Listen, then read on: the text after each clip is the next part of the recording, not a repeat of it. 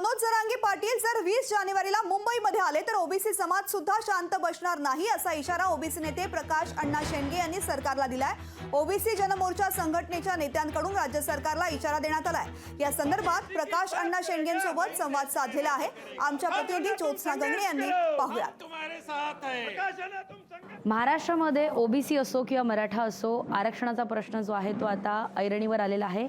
एका बाजूला मराठा समाजाला आरक्षण मिळावे यासाठी आग्रही असलेले मनोज जरांगे पाटील यांनी 20 जानेवारी या दिवशी मुंबईमध्ये सभा घेण्याचं जे आहे ते सांगितलेलं आहे। तर दुसरीकडे आता ओबीसी नेते सुद्धा 20 जानेवारीला मुंबईमध्ये सभा घेणार असल्याचं सांगण्यात येत आहे। माजी आमदार प्रकाश अण्णा शेंडगे आपण त्यांच्याशी बोलणार आहोत। सर, आता तुमच्या नेमक्या मागण्या केल्या आहेत? ही जी मागणी मराठा समाजाने लावून धरलेली आहे की आम्हाला कुणबी दाखले द्यावेत, सरसकट मराठा समाजाला कुणबी दाखले देऊन आम्हाला ओबीसीतून आरक्षण द्यावं, ही जी मागणी लावून धरलेली आहे हिलाच आमचा मूळ विरोध आहे। संपूर्ण ओबीसीचा महाराष्ट्रातला भटक्यामुक्तांचा सगळ्यांचा विरोध आहे आणि हे आम्ही होऊ देणार नाही।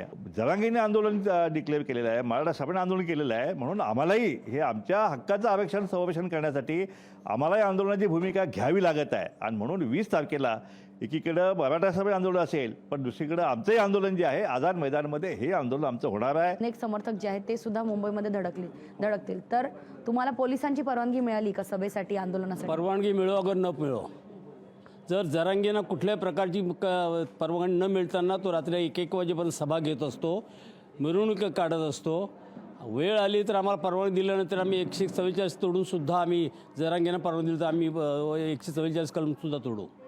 परवानगी घेण्याची, कायदेशीर परवानगी घेण्याची प्रोसेस चालू आहे का तुमच्या टीमकडनं? हो, चालू। हो, आम्ही पत्र दिलेलं आहे आणि परवानगी घेण्याचं जे हे आहे ना ते प्रयत्न सुरू आहेत। तर आपल्यासोबत होते की ओबीसी जनमोर्चाचे अनेक नेते आपल्यासोबत होते ज्यांनी स्पष्टपणे असं सांगितलं की 20 जानेवारीला जर जरांगे पाटील हे मुंबईत येणार असेल, कारण त्यांनी अनेक वेळा सरकारला इशारा दिला की परवानगी मिळो किंवा न मिळो 20 जानेवारीला जरांगे पाटील त्यांच्या समाजाला घेऊन मुंबईत येणार आहे। तर दुसरीकडे आता ओबीसी समाजानं सुद्धा जे आहे ते आता राज्य सरकारला इशारा दिलेला आहे की जर जरांगे पाटलांना परवानगी दिली तर मात्र ओबीसी समाज जो आहे तो शांत बसणार नाही।